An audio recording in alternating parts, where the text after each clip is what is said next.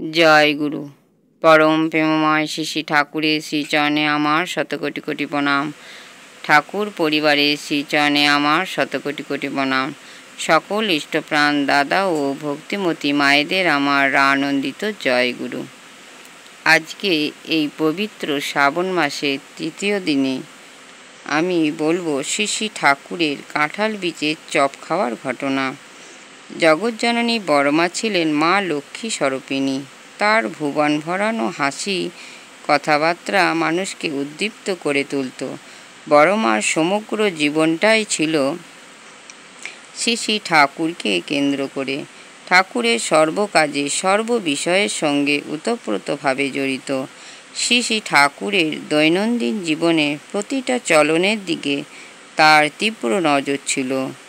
একদিনের একটি ঘটনা। শ্রী শ্রী বড়মা তখন অসুস্থ, প্রায় বিছানা থেকে উঠতে পারেন না। নিরালা নিবেশে তার ঘরে নিজের বিছানায় শুয়ে থাকেন। ওই পরিস্থিতিতেও তার ঠাকুরের দিকে নজর থাকত। শ্রী শ্রী ঠাকুরের পেট খারাপ হয়েছিল। শরীরটা সেদিন ভালো ছিল না। দু একবার পায়খানাও হয়ে গেছে। এমতো অবস্থায় প্রভুর কাঁঠালের বীজের চপ খাওয়ার ইচ্ছা হয়েছে। কাছে আছেন সরোজিনী মা। তখন প্রথমে ঠাকুর সরোজিনী মাকে ডেকে বললেন, হ্যাঁ রে সরোজিনী, কাঁঠালের বীজের চপ খাওয়া যায় না? তখন সরোজিনী মা এক কথায় বললেন, হ্যাঁ খাওয়া যায়। তখন শ্রী শ্রী ঠাকুর বলছেন, তুই তো বলছিস, কিন্তু বড় বউ কি বলে? তখন শ্রী শ্রী ঠাকুরের ইচ্ছাটা বড়মার কাছে নিবেদন করা হলো। তখন শ্রী শ্রী বড়মা শুয়ে শুয়ে সব কথা শুনলেন এবং বললেন, বড় খোকা আসুক, তারপরে সব কথা বলা যাবে।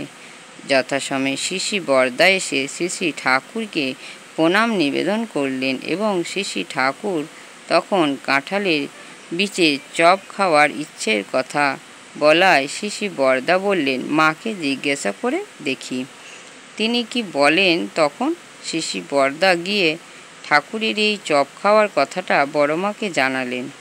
তখন বড়মা বলছেন, সকালে ঠাকুরের পেট খারাপ হয়েছিল, ডাক্তার প্যারিকে বল ঔষধ দিতে। আজ একটু পাতলা ঝোল ভাত খেতে বলবি ঠাকুরকে। প্যারির ঔষধ খেয়ে পেটটা ভালো হলে তারপর ঠাকুরের এই কাঁঠালের বীজের চপ খেলে ভালো হবে। শ্রী শ্রী ঠাকুর শ্রী শ্রী বরদা সঙ্গে সঙ্গে ঠাকুরের কাছে এসে শ্রী শ্রী বড়মার কথা নিবেদন করলেন। তখন শ্রী শ্রী ঠাকুর বলছেন, আমার প্রতি বড় বউয়ের কতখানি দৃষ্টি তাতেই বোঝা যায়। এই তো ঠাকুর বলেছেন, বড় বউ যদি সুস্থ থাকতো তাহলে বোধহয় আমি তাড়াতাড়ি সুস্থ হয়ে উঠতাম। এইখানে আমরা দেখলাম ঠাকুরের প্রতি বড়মার ভালোবাসা এবং বড়মার প্রতি ঠাকুরের কি দরদ ও টান এবং তার পুত্রের প্রতি নির্ভরতা, এই তিন বড়ই বিরল।